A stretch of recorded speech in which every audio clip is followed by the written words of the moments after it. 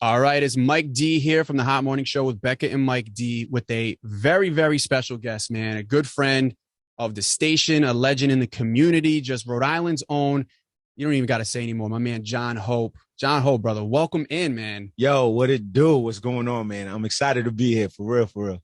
Nah, it's a pleasure. And we talked to you last summer. Hope all is well when the album dropped. Right. Congratulations on that, by the way. Thank you so much.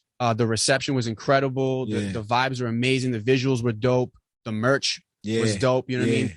I get compliments. I bought one of the crew necks. It says "Hope all is well" on it. Wow. I can't even tell you how many compliments I get on that. Really? Straight up, bro. For real. That's what's up. Because the message is just incredible. Yeah. You know what I mean? Yeah.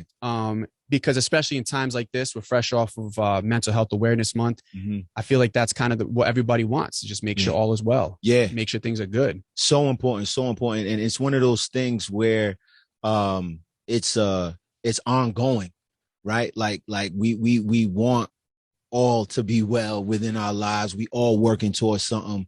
And I'm just glad that the music was not only a timestamp, because I feel like it was so indicative of the pandemic and everything that was the social unrest, but still here we are. We're all trying to heal. We're all trying to move forward. And I'm glad that, that it still resonates.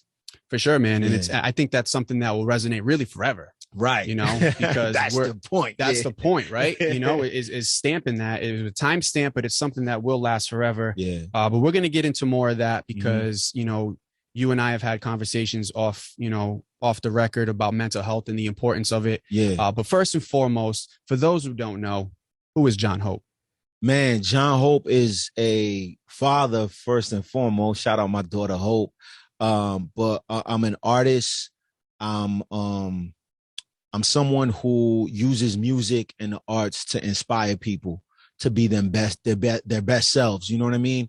And I've been doing this for almost 20, man. You know what I'm saying? And I'm proud of that. And I'm proud to still be active, still be relevant, still have a lifestyle, still make a living off of music. You know what I mean? And yeah, man, I'm just somebody that, wants to have a positive impact on people's lives, through music. And we've seen you in your other business ventures as well, and in other community events that you host. Yeah. We've seen the impact that you've made in the community, right? Mm-hmm.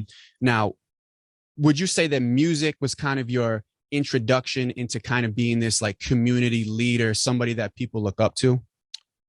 Wow, that's a lot to, I think for me, it was, I don't know if the aspiration was to be a community leader, but I think for me, I wanted to use music as a catalyst to engage and touch as many people as possible.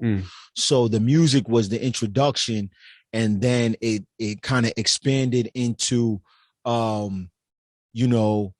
education. I'm a professor.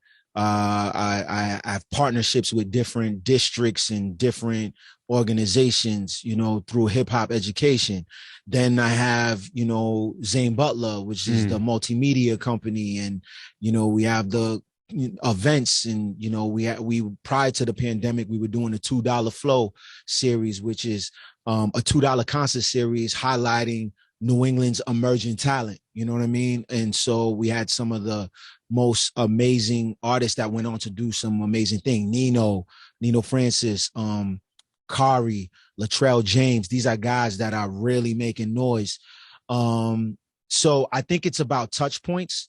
And when I look at some of the people that I really admire within the industry, Nipsey Hussle, Jay-Z, Diddy, 50, these guys expanded themselves. The music was the starting point, but they expanded themselves.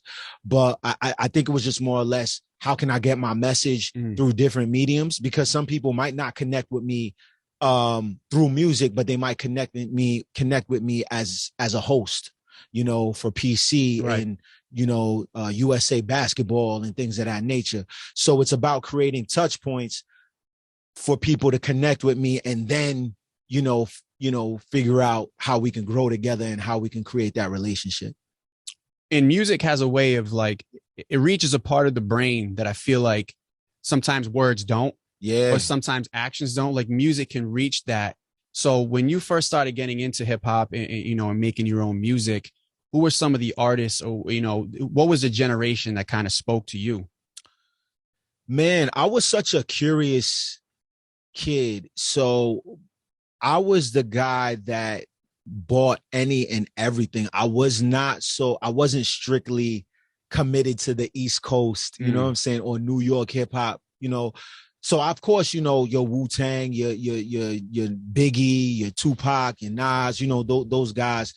But I also rocked with No Limit, you know what I'm saying? Master Okay. P. Like Down I south. was, yeah, I was really heavy. Like, and this was at a time when it was like taboo to listen to those guys. Like they weren't really as embraced, you know what I mean? I think about when Andre 3000 said the South got something to say. Yeah. You know what I'm saying? And that they was sure a time did, when, at the Source Awards when Outkast, they weren't really embraced in the industry. But I was the kid that was very curious. I listened to obviously Death Row, but DJ Quick, Too Short, you know what I mean? And that curiosity stands to today. You know what I'm saying? Like, I think for me, being someone who is older within the industry, it's easy for me to be, back in my day, and that's not real hip hop. For me, it's like, nah, I mess with Dirk. I mess with, Fabio. I mess with, you know what I mean? Big Lotto is actually my favorite artist right now. Yo, she's killing it right now, bro. Killing it. That album was like top to bottom, and she can do it all too. Exactly. You know what I mean? She's very versatile. Exactly. You know what I mean? And so, I think that's what helped me to continue to stay relevant, because really it's about connecting with, what's present, the youth and whatnot, in a very authentic way. So I listened to everything growing up. Like, you know what I mean? I was very, very open-minded and still am today. And that's interesting the way you put that too. At a time where, like you were saying, Andre 3000, the South has something to say. You weren't between East Coast, West Coast. I think it was The Game. He has a line where he says something like, I couldn't choose between Illmatic or The Chronic, so I stole them both. You know what I mean? And then you look at what he's going on to do. Yeah. That dude has so many different styles. He raps with people from the South, the East, West. Yeah. And the music as a whole, that whole genre is just a collaboration of all different styles now. Absolutely. I think it's important because, really what you're seeing is connection, right? Like, I'm from PVD, right? And we know what comes from that. You know what I'm saying? That I come from a community, an environment that wasn't so pleasant, you know what I mean? And I thought I was the only one, but then I see someone from Compton going through the same thing, or someone from Houston, or someone, from Pittsburgh, and that's the connection, you know what I mean? And so you realize, oh man, we're not so different. Yeah, we have our different, language, the way we dress and stuff like that, but we connect through this common experience, this shared experience. And I think that's what you're seeing, or that's what you described with The Game, you know what I mean? And so forth. And I identify with that, That's what makes hip hop so beautiful too, is that like, there's a pride in where you're from. Word. There's not a lot of genres. Like if you think about it, like, outside of maybe country and being from Nashville, you know what I mean? Like there really isn't a lot of genres of music where a lot of what they talk about is where they're from. Right. And, we've seen you've done things all over, but it always comes back home. It's in your name, John Hope, Rhode Island. Yeah. It always comes back here. Yeah. What's that about? Speak on that a little bit, and the importance of that. Well, I think, it's important to tell our story, right? To tell my story, rather, I'll be specific. It's important to tell my story.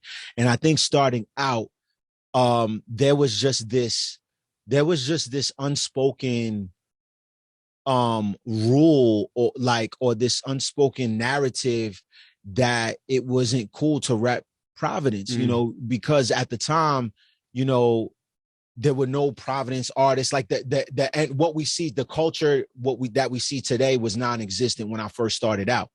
And so you would see fellow Rhode Island artists, born and raised here, say they were from New York, or put in their bio that they're Boston or from New England, like that, to make it seem more palatable, you know what I'm saying, or more digestible, because, being from Rhode Island, there was no frame of reference. And I think for me, when I came out, you know, I wanted to dispel that. You know what I'm saying? I think dope is dope, no matter where you're from.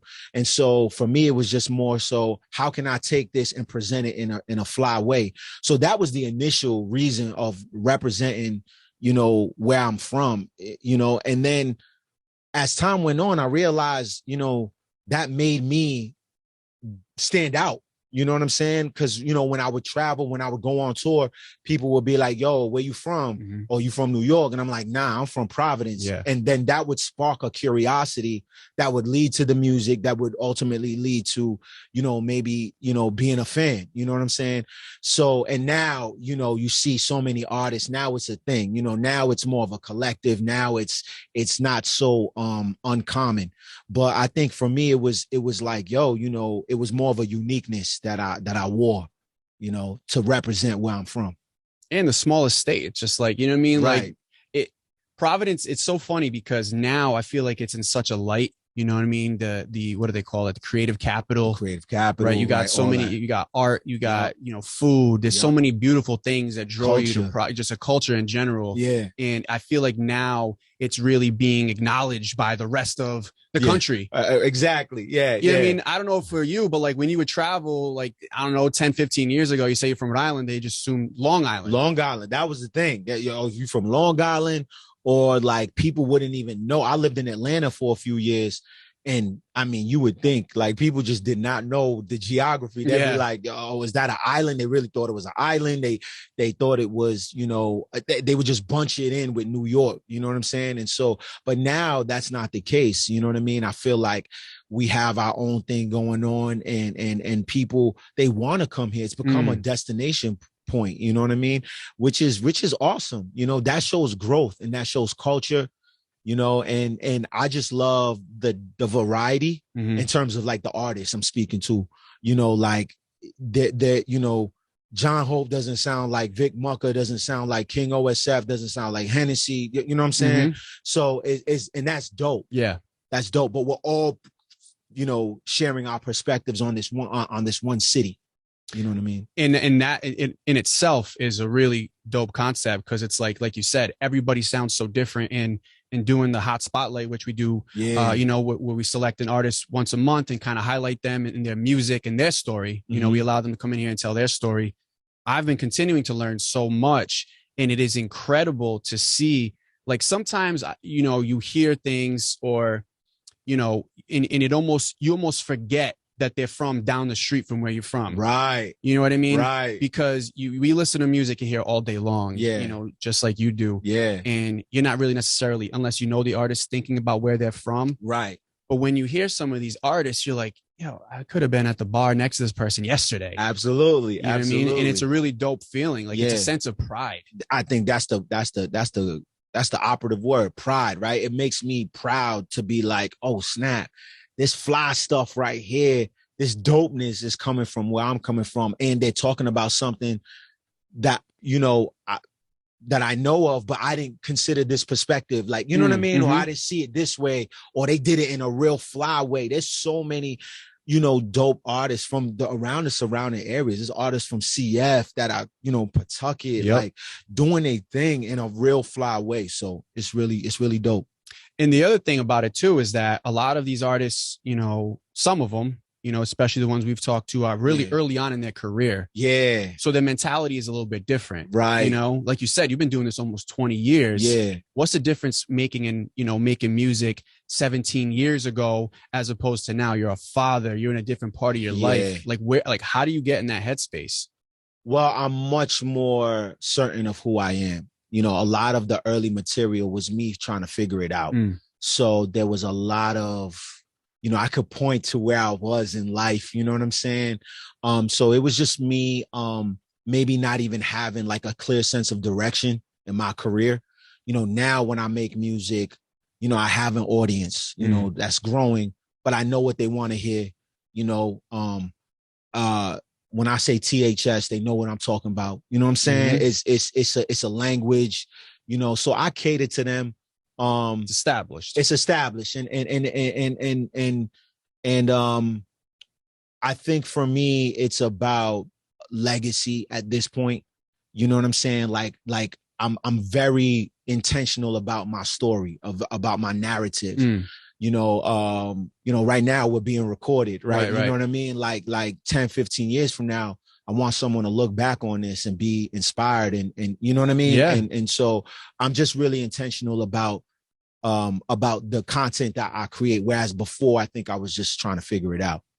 Yeah, which is just a great analogy or metaphor of life. Right? You know what I mean? Like we talked about it this morning on our show. How like I remember when I was like 22 and I was like, damn, like I'm gonna be 30 one day. Right. And now I'm 30 and I'm like, I'm okay with being 30. I'm so okay. I'm 40. Yeah, and dude. I'm just like, yo, I'm just getting started. Like I think that's so important because not to have a ceiling, not to have a timeline on greatness or potential or whatever the case may be, because there's a certain level of openness that we should have as human beings that will allow us to be able to change direction, be able for us to fail without shame, and understand that failure and success are directly tied to each other. You know what I mean? And so like being 30 or being 40 or being, whatever age, you know what I mean, shouldn't be directly tied to the value of who you are. Right. Right. Yeah. And I think that now we live in a tough time, bro. We're like with social media it's instant gratification. You know what I mean? Yeah, gratification. Yeah. Like yeah, they want it now. Right. And I remember I always, for me, it was a hunger. You know what I mean? But like at the same time, you would see people and where they were. And there were times where I struggled with that. You know what I mean? Course. And I did things that I was super proud of, but like it was also like, man, should I be here? So, I feel like you telling your story and people hearing that from somebody who's kind of already going through it, is really important. Yeah. You know what I mean? It's a really important part of kind of like growing up and just like being an artist and having other people around you that are inspired by you, seeing like, all right, yeah, you know what I mean? Like follow the mold, follow the model there, Yeah. I mean, I think it's really about removing the taboo from those types of conversations. You know what I'm saying? You're right. Social media will have you thinking, all this clout chasing will have you thinking that maybe you're not adequate or maybe, you know what I mean, you need to do more. But I believe we're all right on time. You know what I mean? We are all right on time, given our respective context and whatever we're going through in life. And so I think for me, I don't have all the answers, but I think what you are going to get from me is learning how to love yourself, and once you have that certainty, then you move on a different type of timeline. You see, I'm not really pressed to put out a new project right away because 5 artists just put out an album within the last 5 months. You know what I'm saying? My fans know that, with me, I take time. I need to live a little bit before I really, get back into creative mode so I can have something meaningful to talk about. And so you can only do that if you're secure with yourself. Oh, for sure. You know what I mean? Because I can look at another artist who's dope and who's a peer, who's a colleague of mine, and not feel one bit like I got to hurry up and put something out. You know what I mean? Or I need to do this. Like, you know what I mean? Like I'm fly. I'm dope. I'm better than I ever been. You know what I'm saying? I look like new money. Yes, like, sir. You know what I'm saying? Yes, sir. And so I give myself what I want people to give to me. And that's what you're going to get from me. You know what I mean? That it's just how to love yourself. Have you always been there? No, it took me a minute. It took me a while. I always had a positive outlook. You know what I mean? I was always able to, be in a particular situation that might have been like crazy and funky and whatnot. And I've been able to smile. But I just did that. That was a survival tactic. I didn't really know what it, like, I didn't do it intentionally with this like mindset that I have now. You know what I mean? Like I was in foster care.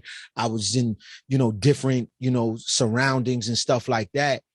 But it took me to fail. It took me to bump my head, to lose people, to lose my way, to finally arrive. You know what I'm saying? I'm definitely flawed. definitely a work in progress. That was my, my second album, work in progress. You know what I'm saying? I'm still a work in progress, but I think I'm much more confident when I make a mistake that it's not the end all be all. I give myself a lot, much more grace. Right.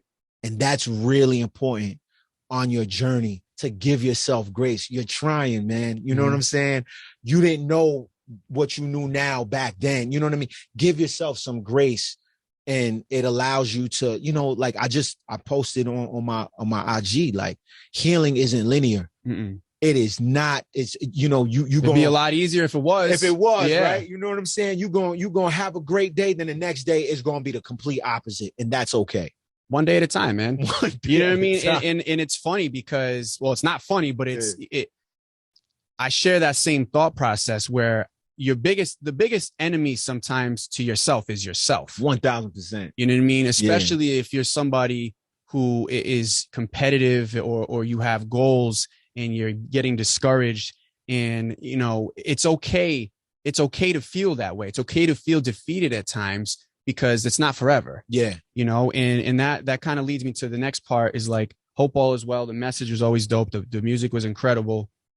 And you like to tweet, is it, don't forget about yourself today? Yeah, every morning. You know what I mean? And I see that. And I know Becca had mentioned it last time we spoke. Yeah. And I think that that's really important, because a lot of times, as society moving so fast, we do forget about ourselves. 1000%. And things just can spiral that way. Yes. How do you keep yourself from forgetting about yourself? Well, remove it again. For me, it's about not listening to get to that place of security. I had to, like, reprogram, and we're so conditioned to believe that it's outside in, meaning, I love you to death. Yeah. But we conditioned to think that I got to take care of Mike first before I take care of me. Right. And I can only take care or support you if I support myself first. You know what I'm saying? Yeah. Like, you know what I mean? Yeah. And so, once I learned that, when I wake up in the morning, that's A1. You know what I'm saying? It's God and then me. That's you know what I'm saying? Yep. And so knowing that, then I'm able to, you know what I'm saying, to move and navigate, be your best self, to be my best self. You know what I'm saying? So it's about just the mindset of reprogramming, like understanding that, thinking about myself is not selfish, right? It's not, or it's not wrong. You know what I'm saying? It's not wrong. And so, as long as I have that in mind, then I'm able to, give out. I believe in an inward out, inside out type of scenario. You know what I mean? It's that just reminded me, my first house, I remember I had moved in. I'd been there maybe 2 weeks, right? Yeah. I met the mailman for the first time. Right. He comes over. He's like, "Oh, new to the neighborhood." I'm like, "Yeah, I just bought this house a couple weeks back." He's like, "That's great." He's like, "My biggest bit of advice is always start from the inside and out." Look at that. He's like, "Don't worry if your lawn doesn't look like your neighbor's lawn. You're living inside your house. Make sure it looks nice inside your living room first." Right. And I was like, that actually is way deeper than you make. You know what I mean? Right. Like, you're talking about my couches, but I'm thinking about, like, wait, do I got to be better inside of here before I can, be better for other people? Absolutely.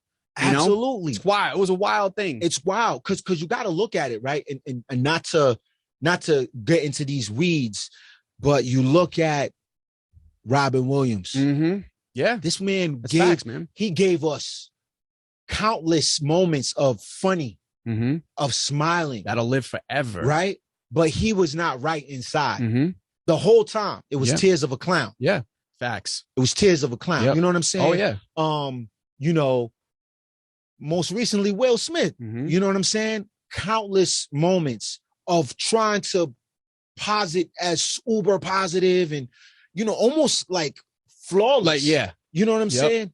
But that's not sustainable, because somewhere inside, he ain't just slapped Chris Rock. No, he slapped. It wasn't that moment. It wasn't that moment. You get what I'm saying? So I think, like, those are prime examples. One committed suicide. The other one did something detrimental to his career. Yeah. You know what I'm saying? For sure. And because, internally, something wasn't aligned. And so, and I'm not trying to cast any judgment or whatever, because I'm not too far or whatever. Yeah, you know yeah. what I mean? But I'm just saying, like, those are prime examples to work inside out. You know what I mean? And it's not easy. It's you know, I love having these conversations because I feel like the more it's talked about, the more it kind of affects people, and maybe opens up their eyes to be like, I don't need to keep this inside of me. Facts. You know what I mean? I don't need to feel this way. I don't need to be great for that person, even though I feel like crap for myself. Right. You know what I mean? Because at the end of the day, all it's going to do is hurt me in the long run. And it's going to eventually going to hurt that person too. It's not sustainable. It's not sustainable. It's not. It really isn't. You know what I mean? And it's like trying to convince somebody when they're in it is almost impossible. That's a fact. I think it's just having the conversation in general helps.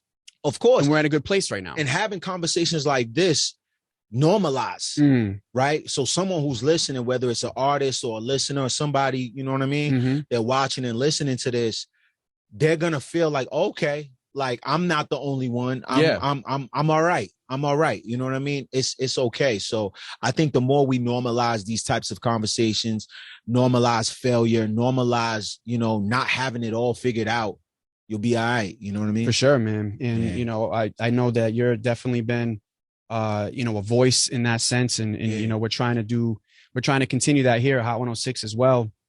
But, you know, not only just about the music and about, you know, everything we've talked about so far, you're a busy guy, man. So the PC Fries, I got to talk to you about that. And we got to talk about USA basketball. Cause that was like, I felt so proud to see that.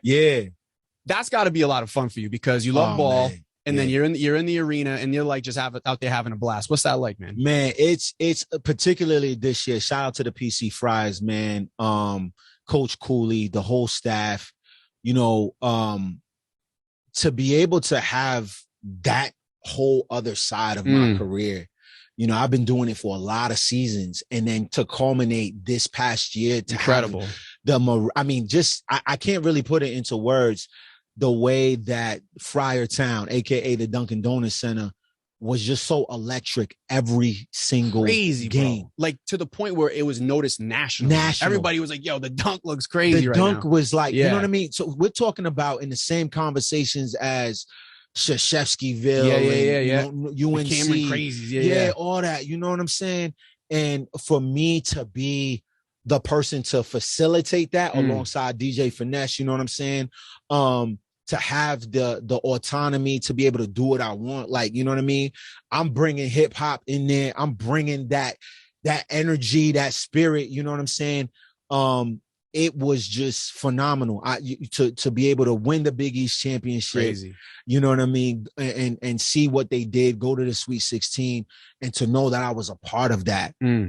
Man, talk about a feather in the cap. It really was every single game. I'm not playing, not just when we played, you know, the big teams. Every single game, excuse me, was just phenomenal. Like I that's the only word I can think of, you know what I mean? And to be able to have that mic rock 16,000 people every week, come on, man. But that's a culture that's built there, you know what I mean? And you're a part of that. You're a big part of that. Because if you think about it, you know, you're in there, you're having fun with the people in the crowd. Just like you said, you're bringing hip hop culture in there. And the majority of those people aren't even from Rhode Island or from PC or from Providence. You know what I mean? Like they're going, maybe a lot of them can be, but like a lot of the students, they're from all over the place. So that's a culture you're building. And you have built here that people want to be a part of. That's crazy, man. If you put it into perspective that way, it's a fact. It's a fact. You know, like, you know what I mean? And to when you frame it like that, man, it's just mind blowing, man. You know what I mean? Like, because how I got that job is so funny.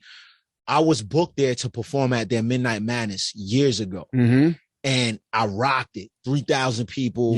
You know what I'm saying? After I get off stage, they're like, yo, we like the way you rock the crowd. We're looking for an MC or an arena host. And I had no experience. No experience I'm at like, all, yo, I rap. I said, they were like, yo, you know, we'll do a trial. So it was between myself, the arena host for the Connecticut Sun, and a radio person, a radio personality. All I did, I went to the I went online and started looking up Stuart Scott, Mario Lopez, and like how to host and all that stuff. You know what I mean? And I just did my thing. And like, you know, now, you know, the culture at PC at the Dunk is wide ranging, but there were like older traditional white people way back. You know what I'm saying? And for them to connect with me in a way, you know, that's just like, you know, all these years. I'm entering my 15th season. Crazy, bro. That's incredible, man. You know what I'm saying? That's incredible. Like, yeah, you know, like dope. that you're a massive part of that. Like that 15 years in, you are heavily responsible for the culture that happens in that that's arena. A fact. You know what I mean? Like it's an incredible thing to hear and to see. And then how did the USA basketball thing come about? Because that from PC. Yeah. So what happened was someone who attended the games, the director of basketball operations reached out to me and was like, look, you know, we have this preliminary tournament taking place at the Basketball Hall of Fame, which I never been to. And I played ball and everything. Never been there in my life. There. Yeah, so it was dope. And they were like, yo, we want you. And I was like, wow. And so I did it, met the CEO of USA Basketball, people from all over the world. And it opened up opportunities for me to host worldwide now. You know what I mean? And which brings me back to that openness. You know what I'm saying? Like if I was just so confined to, I need a rap and this, that, and the third, I would not have these opportunities to be able to, you know, prolong my career and enter a space, you know, like what does this look like, you know, as I get older, you know what I'm saying? So, and it all started from performing at Midnight Madness. You know, and when you break things down on God in heaven, you know, the only reason why I'm even in this studio is because I was at a party. I probably had one too many beers. Right. And one of my buddies was interning here, you know, 11 years ago. Look at that. And then now I'm here interviewing you. And it's like, it's just wild to think about because it's the little details get lost sometimes in the shuffle. They do. You know, and when you break it down to why things happen, it usually stems from something that just was meant to be. Just meant to be, man. You know, and it's an amazing, we're very excited. So the music side of it. Yeah. Do you have an end date on it? Do you have a time where you feel like you don't want to make music anymore? Do you want to be at a different place? Or do you feel like music and making music is always going to be a part of you? Oh yeah. I'm gonna die about it. Yep. I'm gonna die. This is till I go, I go, you know, like I'm still the kid in Arbor Glen in the laundry room, rapping, tagging my name. Like, you know what I'm like, I very much am still the child, you know what I'm saying? You know, what is it gonna look like? You know, that remains to be seen. But in terms of like, man, I just bought a fresh notebook yesterday. Yes, sir. I like that. You know what I'm saying? Yeah, and that's like, that felt so good to be able to still do that in a time where a lot of people, you know, they either transition or give up or whatever the case may be. But nah, this is till I leave. THS, man. That's it, man. For life. That's incredible. That's it. And which is great news for us because that means you're going to continue to bring the heat. Yeah. You know, for those listening, for all that you do, all the events that you do, Zane Butler, you know, I know the pandemic was tough for doing that stuff. Yeah. What are some of the things we have to look forward to, whether it's music or events in 2022? Man, well, we got a single coming very soon. You know what I'm saying?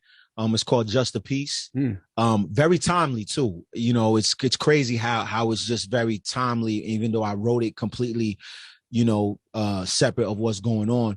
But it's called Just a Piece, produced by Danny Keys. Which is gonna follow up with a new project. I got a documentary coming out. I'm a debut it here. Give you the exclusive. Yes, sir. Yeah, but I'm working with the same production company that works with Tom Brady. Oh, very nice. Oh, that's dope, man. Yeah. Damn. Shout out to Shadow Lion. So I have a project. I have think Anthony Bourdain meets hip hop. So I'm gonna be hosting and interviewing different people. You know what I'm saying? That's amazing, bro. Yeah. That's a really dope concept. I'm super, super, super excited. I'll just tell, it's called Deeper Than Rap. Deeper Than Rap. It's called Deeper Than Rap. And basically I'm interviewing amazing people who are doing amazing things in areas where hip hop isn't really, historically wasn't present. You know what I'm saying? So tech, wellness, education, finance, you know what I'm saying? So people, you know, health, you know, veganism. These are people that are really doing amazing in that industry, but lead with this unorthodox hip hop sort of sensibility.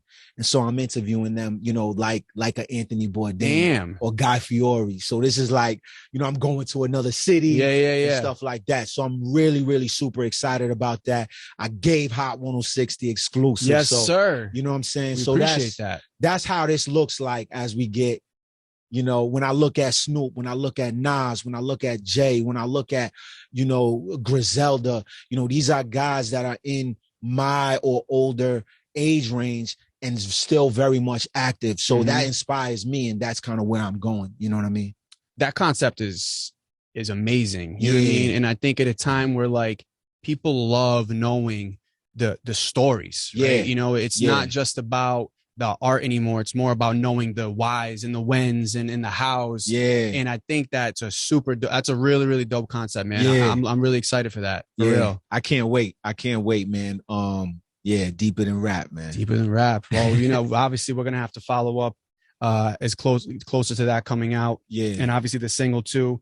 John Hope, man, where can people find you? Man, everything John Hope PVD, JONHOPE PVD.com. That's the website. You know, you come through, get some of that Hope signature collection, that merch, fire merch. You get some of that. All my albums are on there. You know what I mean? Everything. You know what I mean? So, you know, and on all the socials is John Hope PVD. It's all consistent. You can find it all there, man. It's such a pleasure to have like a full on conversation. You know what I mean? And I know this won't be, definitely not even close to the last time we'll be doing that.